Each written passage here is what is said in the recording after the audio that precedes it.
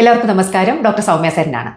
ഇന്ന് വളരെ ഇമ്പോർട്ടൻ്റ് ആയിട്ടുള്ള ഒരു സംഭവമാണ് ഞാൻ നിങ്ങൾക്ക് കാണിച്ചു തരാൻ പോകുന്നത്. ഈ ഒരു മാനിക്വിൻ കാണുമ്പോൾ തന്നെ നിങ്ങൾക്ക് മനസ്സിലാവും CPR എങ്ങനെയാണ് കൊടുക്കേണ്ടത്. നോക്കൂ, നമ്മളിൽ എല്ലാവരും അറിഞ്ഞിരിക്കേണ്ട ഒരു കാര്യമാണ് ബേസിക് ലൈഫ് സപ്പോർട്ട്. നിങ്ങളൊരു കാര്യം ഇമാജിൻ ചെയ്യുക. നിങ്ങളൊരു കല്യാണത്തിന് നിൽക്കുകയാണ്, അല്ലെങ്കിൽ നിങ്ങളൊരു ബസ് സ്റ്റാൻഡിൽ നിൽക്കുകയാണ്. പെട്ടെന്ന് ഒരാൾ അല്ലെങ്കിൽ ഒരു കുട്ടി കുഴഞ്ഞങ്ങ് വീഴുകയാണ്.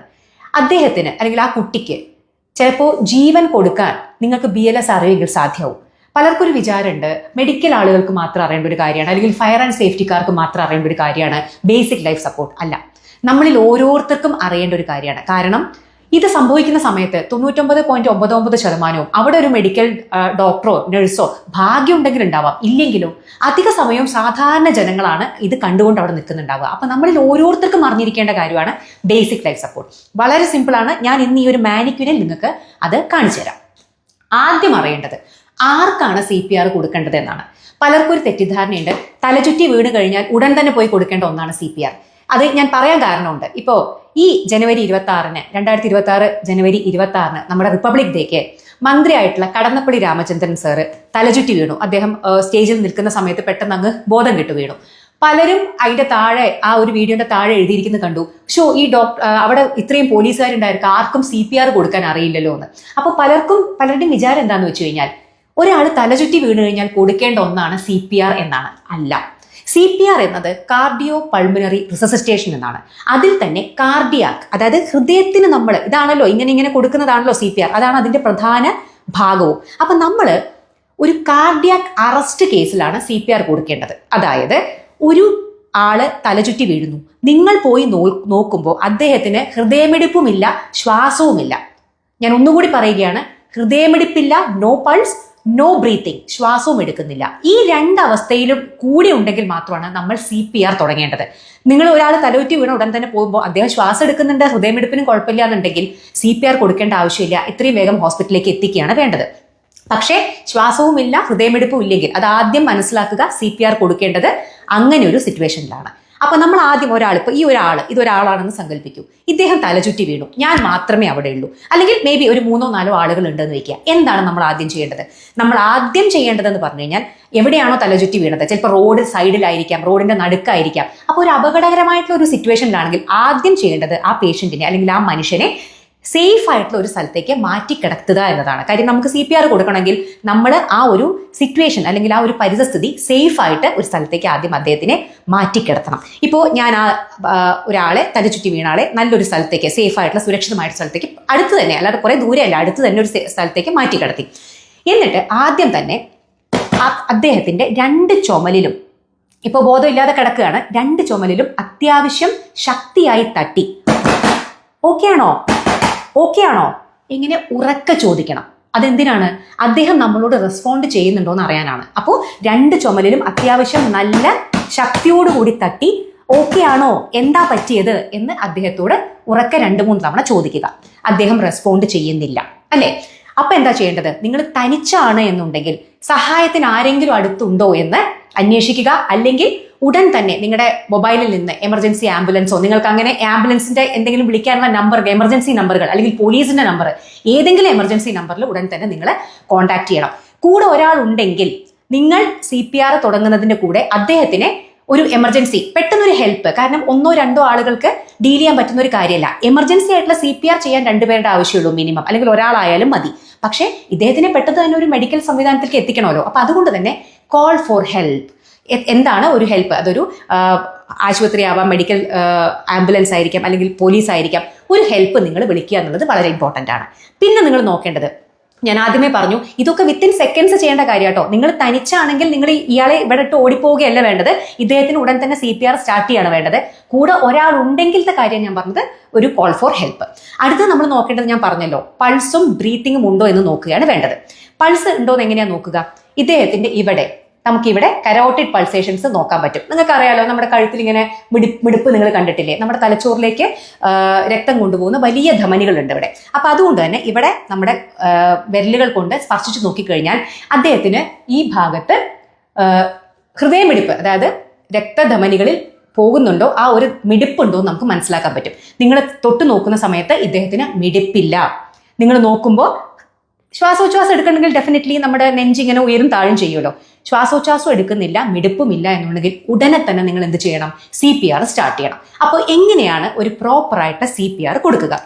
നോക്കൂ, 99% അഡൾട്ട്, അതായത് മുതിർന്ന ആളുകളുടെ ഇങ്ങനെ തലചുറ്റി വീഴുന്ന അതിന്റെ കാരണം എന്ന് പറയുന്നത് കാർഡിയക് അറസ്റ്റ് ആണ്. അതായത് ഇങ്ങനെ പെട്ടെന്ന് പൾസ് ഇല്ലാതെയാവാനും ബ്രീത്തിങ് നിർക്കാനുള്ള കാരണം കാർഡിയക് അറസ്റ്റ് ആണ്. തലചുറ്റി വീഴുന്ന എല്ലാവരുടെയും ഏറ്റവും കോമൺ കാരണം കാർഡിയക് അറസ്റ്റ് എന്നല്ല ഞാൻ പറഞ്ഞത്. അത് ഏറ്റവും വലിയ കാരണം വാസോവാഗൽ സിൻകോപ്പ് ആണ്, സാധാരണ രീതിയിലുള്ള തലചുറ്റി വീഴൽ. പക്ഷേ തലചുറ്റി വീണ, ബോധം കെട്ട് വീണ ഒരാൾക്ക് ഹൃദയമിടിപ്പും ബ്രീത്തിങ്ങും ഇല്ലെങ്കിൽ അതിന്റെ ഏറ്റവും കോമണസ്റ്റ് കാരണം കാർഡിയക് അറസ്റ്റ് ആണ്. അതായത് ഹൃദയം നിന്നു പോയിരിക്കുന്നു. അപ്പൊ നമ്മൾ എന്ത് ചെയ്യണം? ഹൃദയത്തിനെ വീണ്ടും മിടിപ്പിക്കാനുള്ള കാർഡിയാക് ഈ പറയുന്ന സംഭവം CPR റിസസിറ്റേഷൻ സ്റ്റാർട്ട് ചെയ്യണം. അപ്പോൾ നമുക്ക് 2 കാര്യങ്ങളാണ്. നമ്മുടെ ഏറ്റവും ഇമ്പോർട്ടൻ്റ് ആയിട്ടുള്ള കാര്യം ഹൃദയമിടിപ്പ് സ്റ്റാർട്ട് ചെയ്യുക എന്നുള്ളതാണ്. അപ്പോൾ അതിനാണ് നമ്മൾ ഈ 2 കൈയും ഇത്തരത്തിൽ, ഇപ്പം ഞാൻ റൈറ്റ് ഹാൻഡഡ് പേഴ്സൺ ആണ്, എനിക്ക് വലത് കൈക്കാണ്, ഞാൻ റൈറ്റ് ഹാൻഡഡ് ആണ്. അപ്പോൾ നിങ്ങൾ ലെഫ്റ്റ് ഹാൻഡഡ് ആണെങ്കിൽ നേരെ ഓപ്പോസിറ്റ് ആണ് ചെയ്യേണ്ടത്. റൈറ്റ് ഹാൻഡഡ് ആയതുകൊണ്ട് ഇതാ ഈ ഒരു പാമ്പ് ഇദ്ദേഹത്തിന്റെ 2 നിപ്പിളിന്റെയും നടുക്കായിട്ട് നമ്മൾ ഇത് അമർത്തുക.